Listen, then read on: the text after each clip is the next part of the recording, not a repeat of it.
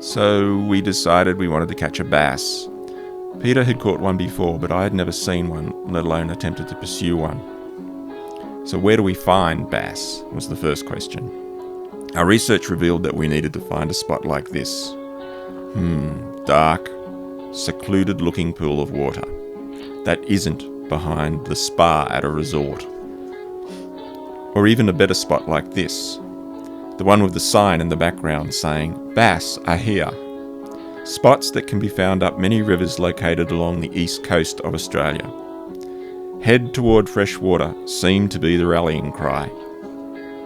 That is what we decided to do. The boat was loaded up with the 2 kayaks,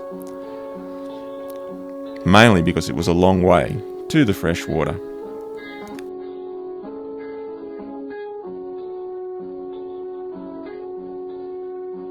The morning light shimmering off the water and filtering in silver shards through the trees always gives the feeling that you may be inside a snow globe, and you hope like hell that no bastard shakes it. What is clearly apparent in travelling up a river from the coast towards the fresh on this continent, it will often be a passage of beauty, contrast and visual opulence. But ultimately, let's face it, the average Australian doesn't like the Australian bush.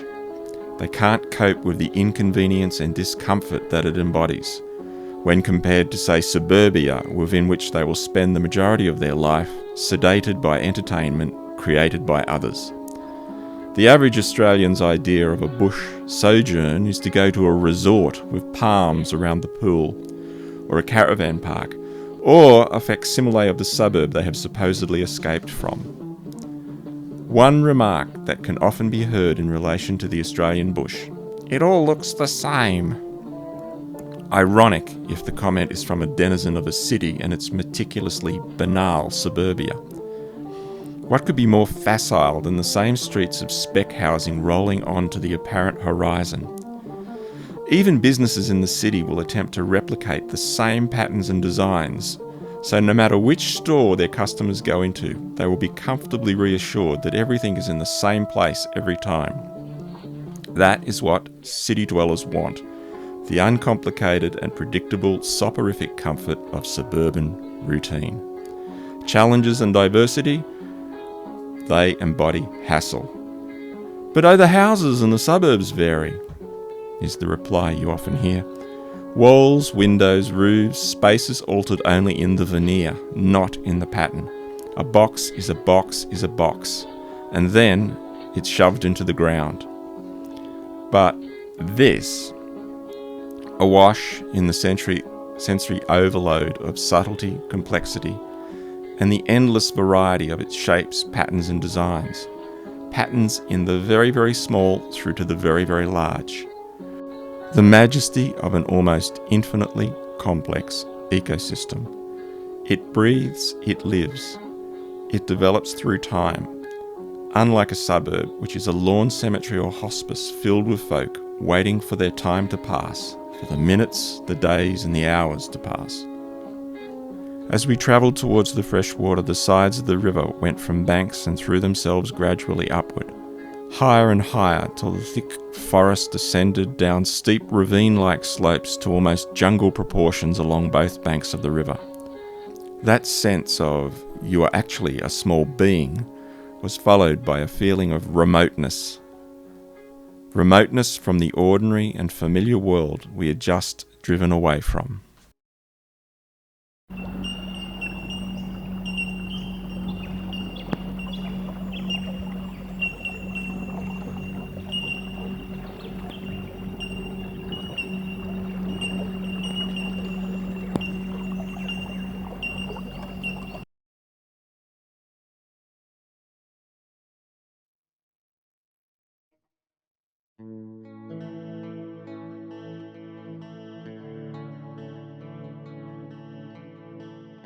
So, we whipped out the slightly sodden copy of the Gentle Person's Bass Hunting Guide and Instruction Manual for the Piscatorially Challenged, and it had a photo of a bass pool like the one we could see above the shallow rapids that were before us.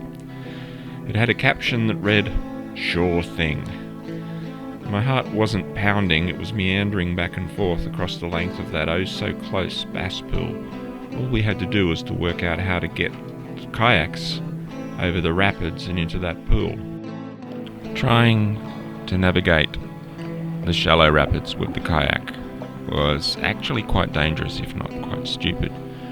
The water was inky black, and you would put your foot in, and all of the boulders and rocks had holes and crevices, and they were greased by this slime. It was literally like grease. So your foot would slide down through the gaps as if it was sliding through a tube, and there was always the worry of a broken ankle or the riverbed getting a death grip round your foot such that you couldn't get it back out. So every step you'd hold your breath and hope that your foot didn't break or jam. Paddling around in this first pool, I became convinced that I could probably convince an awful lot of people that we were actually on a tropical stream fishing for barramundi or Saratoga, rather than at the opposite end of the continent, the Antarctic end, rather than the tropical disease unit end. It just had the look and feel of a tropical stream.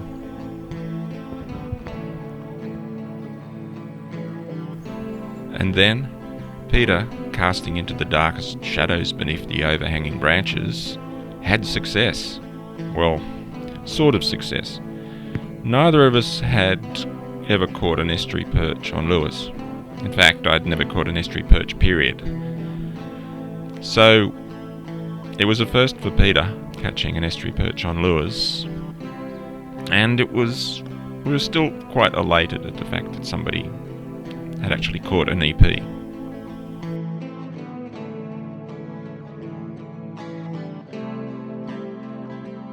you sure it's not a bass? Yeah, that's it.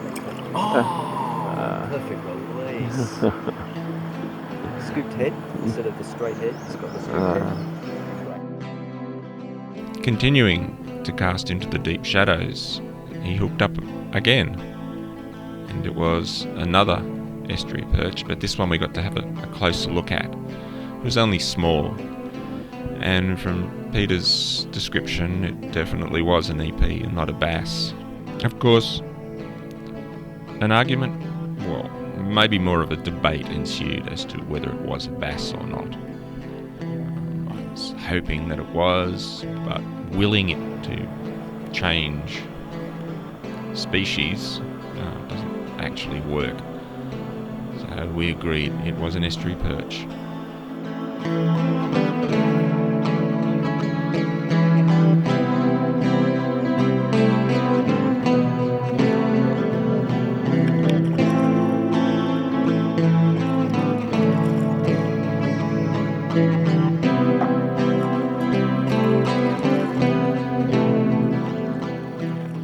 And so I caught my first estuary perch, which I was actually quite ecstatic about catching, because it is quite a rare species to catch.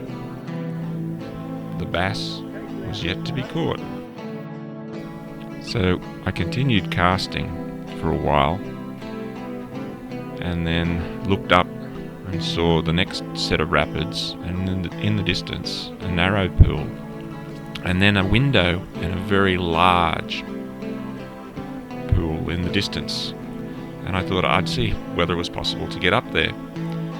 Well, halfway up I realised it was just sheer stupidity.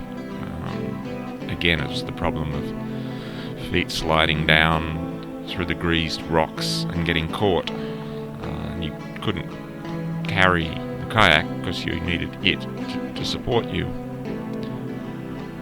So eventually I turned around and went back to the first pool, and Peter had caught another estuary perch.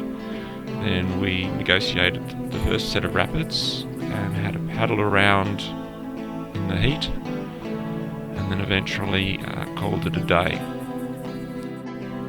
However, the next day we went to another little stream. Peter caught the blackest black brim I've ever seen.